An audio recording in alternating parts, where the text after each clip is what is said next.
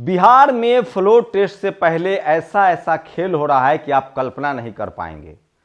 जो पार्टी अब तक दूसरे दलों का विधायक तोड़ती थी, वो अपने विधायक को बचाने के लिए नेपाल और बोधगया भेज रही है। जी हां, बिल्कुल सही सुना आपने। बिहार में 12 तारीख को फ्लोर टेस्ट है और सवाल है कि नीतीश कुमार और बीजेपी की गठबंधन की सरकार बचेगी या नहीं बचेगी, ये किसी से छुपा हुआ नहीं है। वहीं तेजस्वी यादव ने कहा था कि खेला होगा और उन्होंने अपने विधायकों को अपने आवास पर रखा हुआ है मीटिंग। तो सोचिए, आरजेडी के विधायकों को भी तेजस्वी यादव के आवास पर 2 दिनों तक रहना पड़ेगा। तो बीजेपी को भी खतरा सता रहा है, आरजेडी को भी खतरा सता रहा है और जेडीयू के बारे में कहा जा रहा है कि विधायक 17 अनरिचेबल है। लेकिन वहीं मांझी जी ने ट्वीट किया है कि हम मोदी जी के साथ हैं, हम वफादारी करते हैं, दगा नहीं देते हैं। नमस्कार, मैं शंभू कुमार सिंह और आप देख रहे हैं नेशनल दस्तक। 12 तारीख को बिहार में क्या होगा? क्या फ्लोर टेस्ट में नीतीश कुमार जीत पाएंगे या नहीं जीत पाएंगे? क्या आरजेडी खेल कर देगी? क्या बीजेपी के या फिर बीजेपी के विधायक जेडीयू के विधायक आरजेडी के टच में हैं? क्या आरजेडी के विधायक भी टूट सकते हैं? और मांझी ने तो बिल्कुल कह दिया कि हम साथ थे, हैं और रहेंगे। लेकिन सवाल है कि इस बार तेजस्वी यादव के हाथ में बहुत ज्यादा कुछ है। दरअसल बीजेपी का जैसे जैसे गठबंधन में संख्या बढ़ रही है, उनके लिए और मुश्किल हो रहा है। कह तो वो रहे हैं कि हम पिछली बार 400 पार हो जाएंगे, 2024 में 400 पार हो जाएंगे, लेकिन ये कॉन्फिडेंट दिख नहीं रहा है।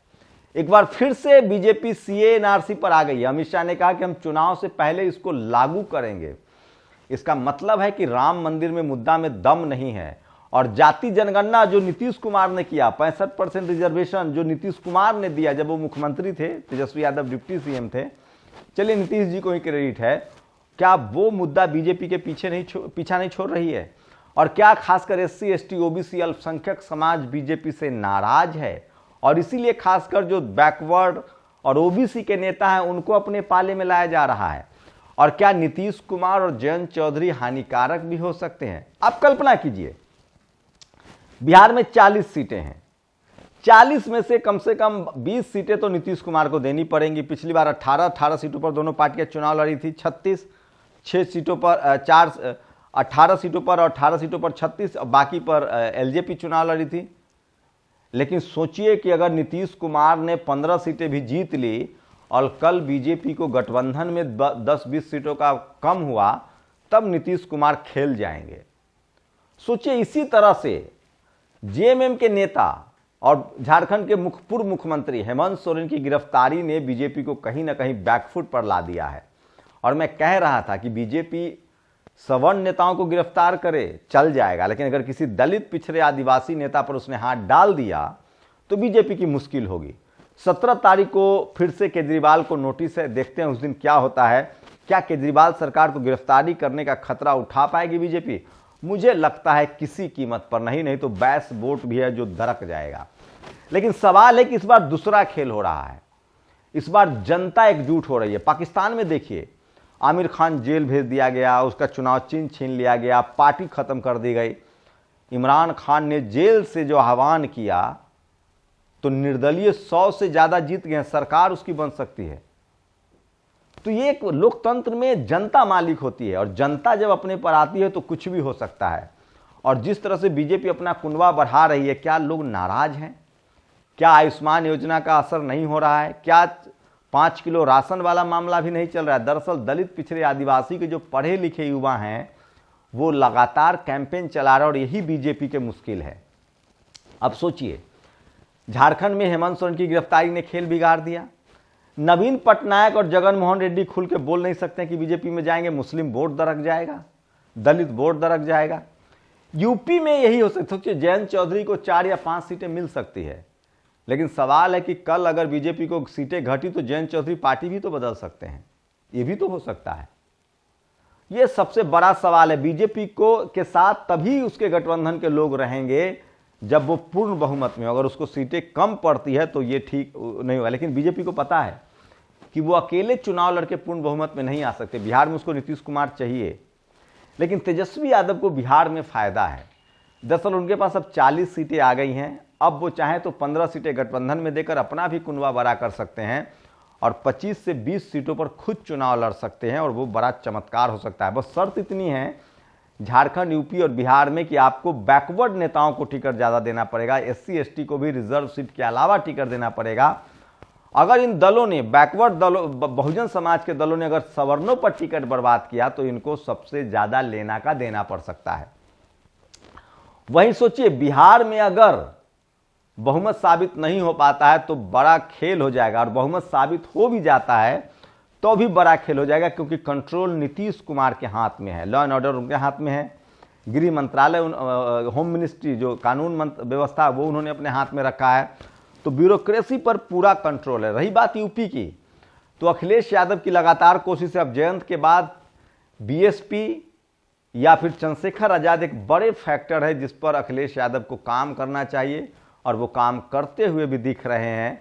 तो मैं फिर कह रहा हूं 2024 का चुनाव अगर बीजेपी के लिए इतना आसान होता जो मीडिया आपको बता रहा है, तो इतने सारे पापड़ न बेलने पड़ते, CA NRC का फिर से मुद्दा न उठाना पड़ता, फिर से हिंदू मुस्लिम करने की कोशिश न होती।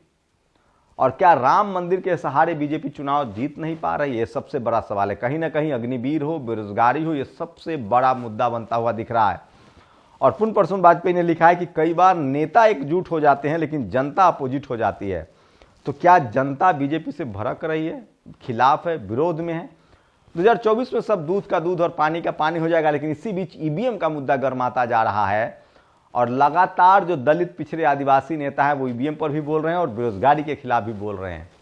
तो आपको क्या लगता है, क्या बीजेपी अपने कुनबा बढ़ा रही है? बहुजन दलों को तो सीखना, बीजेपी ने एक काम तो किया है।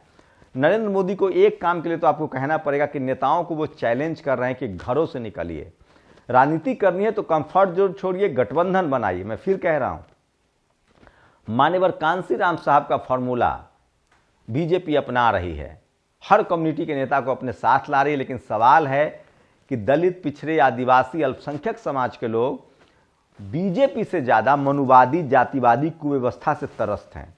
जिस तरह से पिछड़े, दलित, आदिवासी, अल्पसंख्यक किसानों के साथ हो रहा है वो कल्पना से परे है। उनके सरकारी कर्मचारी, अधिकारी डरे सहमे हैं, उनके साथ जातिवाद हो रहा है, मनुवाद हो रहा है। सोचिए 13 फरवरी को किसानों का भी बड़ा प्रोटेस्ट है। कुछ लोग बता रहे हैं कि वो 6 महीने का राशन लेकर आ रहे हैं और 1 साल का राशन स्टॉक कर रखा है।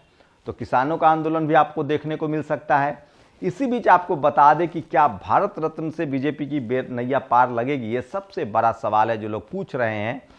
तो 2024 का चुनाव इतना आसान नहीं है, और सिर्फ सत्ता के दम पर चुनाव नहीं जीता जाता है। वाजपेयी हार चुके हैं, राजीव गांधी हार चुके हैं, इंदिरा गांधी इस देश में चुनाव हार चुकी है। पब्लिक से जब आप बात करेंगे तो वो महंगाई, बेरोजगारी से बहुत ज़्यादा परेशान हैं, और उसको लगता है कि ये वो तमाम मुद्दे हैं जिसको सरकार ने एड्रेस नहीं किया है। रही बात मीडिया मैनेजमेंट की, तो उससे बहुत हद तक बीजेपी फायदे में है। लेकिन सवाल है कि भूखे पेट भजन नहीं होता है। लोगों ने टीवी अखबार का बायकॉट कर दिया है। 15% जो सवर्ण आबादी है और जो हिंदुत्व के नाम पर वोट कर रहे हैं वही लोग हैं जो टीवी अखबार के साथ हैं। 85% आप ग्राउंड पर लोग जाएंगे, खासकर SC ST OBC और अल्पसंख्यक समाज के लोग बहुत ज़्यादा नाराज हैं, और इसका असर भी आपको ग्राउंड पर देखने को मिलेगा। आप ईमानदारी से जाके पूछिए, लोगों से सर्वे कीजिए, तो वो कहते हैं कि हालत ख़राब है, सैलरी नहीं बढ़ी है, बेरोजगारी बढ़ रही है, महंगाई बढ़ रही है, और सबसे ज़्यादा जिस तरह से जातिवाद और मनुवाद ने अपने फन पसारे हैं, उसके बाद दलित, पिछड़े, आदिवासी, अल्पसंख्यक समाज के लोग कभी इतना एकजुट नहीं थे। जो पढ़ा लिखा तबका है वो भी एकजुट हो रहा है, जो गरीब है, लाचार है, बेबस है, वो महंगाई और बेरोजगारी की मार झेल रहा है। देखना पड़ेगा कि क्या टीवी अखबार के बनाए लहर पर मोदी जी की नैया पार लगती है। मुझे लगता है ऐसा नहीं हो पाएगा, क्योंकि आम आदमी जब ऊब जाता है तो वो सत्ता का बदलाव करता है, सत्ता परिवर्तन करता है। तो 2024 में बड़ा क्रूशियल गेम फंसा हुआ, इतना आसान नहीं है जितना आसान आपको लग रहा है। प्रधानमंत्री ने आज विदाई भाषण भी दे दिया है संसद में। वो कह रहे हैं कि हम 3 महीने बाद, 100 दिन बाद फिर से वापसी करेंगे। 2024 का चुनाव मजेदार होगा, लेकिन सवाल कांग्रेस का है।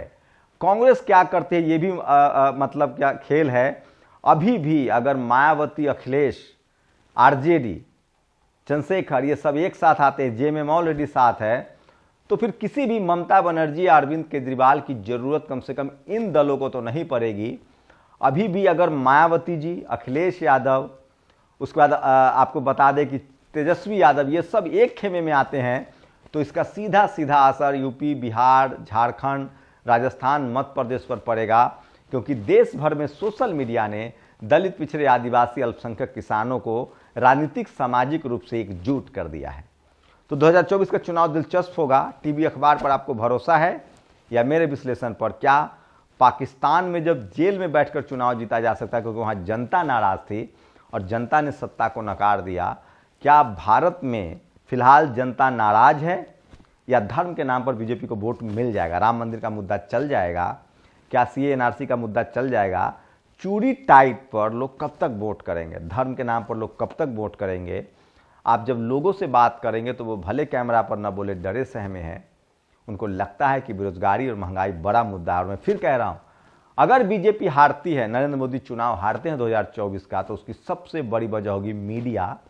टीवी अखबार ने नरेंद्र मोदी को गफलत में रखा हुआ है, अंधेरे में रखा हुआ है, और शायद इस वजह से उनको देश की सच्चाई पता नहीं चल रही है और आम आदमी से वो कनेक्ट नहीं हो पा रहे हैं। शुक्रिया। नेशनल दस्तक की आपसे गुजारिश है कि अगर इसको बचाना चाहते हैं तो नेशनल दस्तक को सब्सक्राइब करने के लिए रेड कलर के सब्सक्राइब बटन को दबाएं, फिर बेल आइकन की घंटी दबाएं। नेशनल दस्तक को बचाने के लिए बहुत जरूरी है कि हर खबर को शेयर करें, लाइक करें, कमेंट जरूर करें।